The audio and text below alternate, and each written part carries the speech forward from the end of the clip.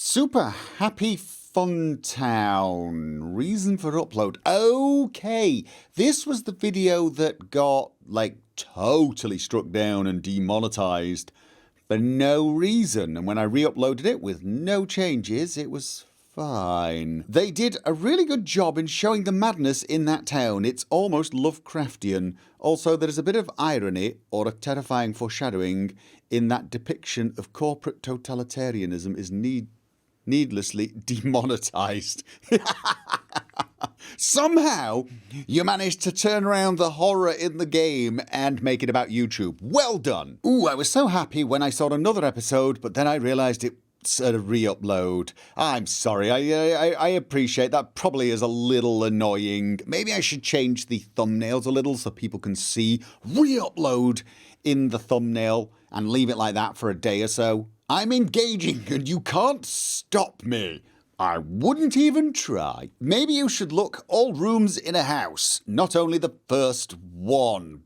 By the way, stupid YouTube, which house? I mean, sometimes it's perfectly reasonable to check an entire house, but other times it's not so reasonable. You know, you walk into a house, say hi to someone, and then just start wandering around their house willy-nilly. It could be considered rude. Stop not asking questions. Exhaust all the dialogue. No, I will not. We covered this last time. Some dialogue is appropriate for some playthroughs and not so appropriate for other playthroughs. As I posted to your original upload, they do not use a manual review until the poster wins in getting an appeal. This is no longer true. It used to work like that. You would get an automatic sort of strike and they'd say, oh, we think this is not suitable for monetization, and you could say, could you please check this because I think you're wrong. Now I get automatic manual reviews on pretty much all my videos actually. Sometimes it takes a few minutes, sometimes it takes a few hours, and occasionally a video will go unreviewed for a day or so, but they all get manual reviewed eventually. And once the manual review has gone through, I cannot appeal. So I haven't appealed a single demonetization in a long time because there is no such option, I'm afraid. I think most of the comments on this video are about the demonetization, and we've lost all of the comments from the original video. So I'm going to choose to believe they were all comments saying how well I was playing and how I was doing absolutely everything correctly. So this is how we droll. Okay. Will he finally finish his conversation with Max in this episode? Edit, nope. Double edit, yes. He finished his conversation with Max, and in fact finished several conversations with Max. He just did not select the options you wanted him to. Wow, he finally talked to Silas. Better late than never. Yes, he finally did it. He achieved what he was supposed to achieve. The game could end now, really. I mean, he's spoken to Silas. What more is there to the game beyond Silas? I mean, really? We're all Team Silas here. If you don't Team Silas, you're just not outer-worldsing. Montgomery is so going to enjoy a hunting rifle if he ever finds one. You, sir, are absolutely correct. Love your videos, Gopher. Love your comments. Your attitude, the way you tell the story from your character and gameplay, the way you take your time to play the game, the way the creators intended it to be played.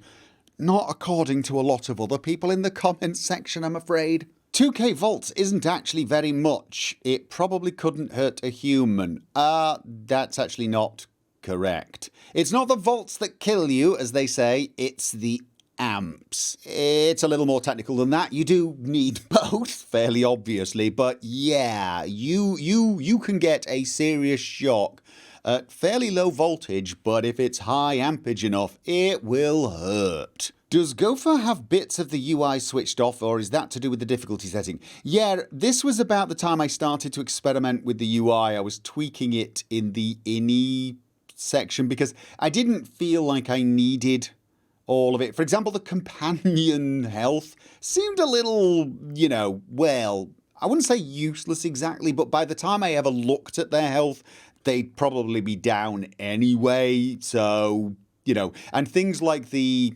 the little icons that tell you whether or not their power's ready. That's kind of useful, but overall it was so distracting. And ordinarily, I found in combat I could use it once usually, and that was it. Combat doesn't really take very long in this game, so I actually found those icons not as useful. Later on in the playthrough, I actually discover how to turn it on and off during... So it fades, basically. So it comes on during combat and then fades, which is more useful. But overall, turning things off didn't affect me too much. I'm wondering if Gopher ever caught on why Ada started calling him Captain Hawthorne. Yes, to troll him. It's reasonably obvious. She comes up with that awful excuse that she's supposed to call you Captain... Sorry, no. She can only follow orders from Captain Hawthorne, but she knows you're not Captain Hawthorne, so the mere act of calling you Captain Hawthorne is enough to bypass her programming. Yeah, not buying it. A, that isn't how programming works, and B, if that is how it works, if she can bypass her programming by just literally pretending I'm Captain Hawthorne, she could pretend that she didn't have that programming, or she could pretend that Captain Hawthorne had given her an order to obey Captain Montgomery, or a million other things. But as I've said before, we know Ada is a troll. I know he's good at getting into character, but it feels like he isn't getting the humour here instead of not getting it being part of Montgomery. No. I understood the humour. I chose to have Montgomery fight Ada because it felt like it was in character. It felt like the sort of thing that Montgomery would insist upon. Another run through, I might go, yeah, sure, whatever, and let her call me that, and it wouldn't bother me. But Montgomery was like, no, I'm in charge here. I'm the captain. You will do as you're told, ship. That sort of thing. It's not that I don't get the humour. I chose to engage with it in another way. And if you think about it, the developers, the writers, wrote lines in that allowed you to have that conflict with Ada. They wrote it into the game that you could engage with that humour in that manner. So that's basically what I did. What does he mean by thou shalt not meme? Does he mean don't become a meme or don't make them? Well, you don't actually have an awful lot of choice as to whether or not you make a meme. Memes sort of happen and you occasionally make them. It's usually by accident. And I don't mind people who use memes to make a point. In fact, I do the same. What I really mean is don't become a meme because you think it's going to make you popular. Because by the time you jump on that particular meme bandwagon, it's no longer going to make you popular. It's going to make people want to do horrible things to you.